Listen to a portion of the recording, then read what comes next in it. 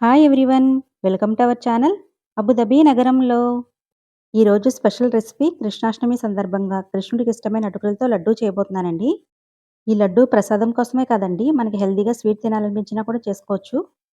వీడియోని స్టార్ట్ చేసే ముందు ఫస్ట్ టైం మన ఛానల్ చూస్తున్న వాళ్ళు ఈ వీడియో నచ్చితే మన ఛానల్ సబ్స్క్రైబ్ చేసుకోండి. ఇంకా లేట్ చేయకుండా ఈ లడ్డూ చేసుకోవడానికి కావాల్సిన పదార్థాలు, తయారీ విధానం చూద్దాం.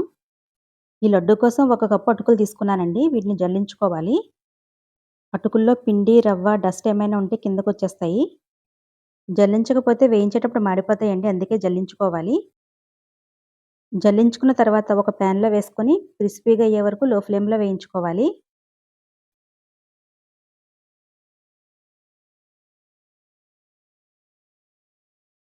ఇలా క్రిస్పీగా వేగిన తర్వాత వీటిని ఒక ప్లేట్‌లో వేసేసుకొని చల్లారనివ్వాలి.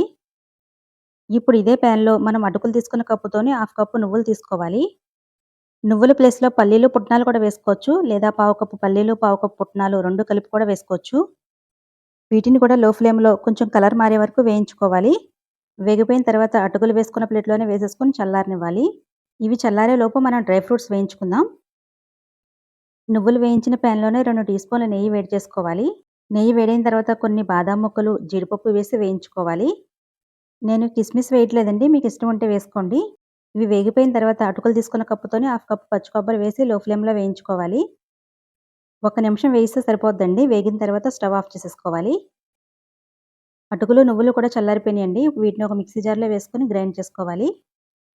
మరీ మెత్తగా కాకుండా ఇలా కొంచెం కోర్స్‌గా గ్రైండ్ చేసుకోవాలి.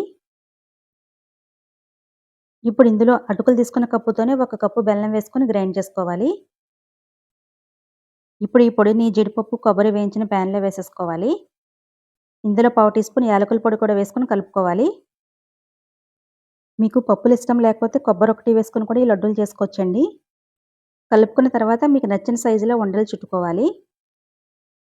ఉండలు చేసుకోవడానికి రాకపోతే 1, 2 టేబుల్ స్పూన్ల కాచి చల్లార్చిన పాలను వేసుకొని ఉండలు చేసుకోండి. నాకు ఉండలొస్తున్నాయండి. అందుకే నేను పాలు యాడ్ చేయలేదు. ఇలాగే అన్ని ఉండల్ని మీకు నచ్చిన సైజులో చేసుకోండి. ఇంతేనండి, అటుకుల లడ్డు రెడీ అయిపోయింది. చాలా ఈజీ కదా! ఈ రెసిపీ నచ్చితే లైక్ చేసి మన ఛానెల్‌ని సబ్స్క్రైబ్ చేసుకోండి. Thank you for watching.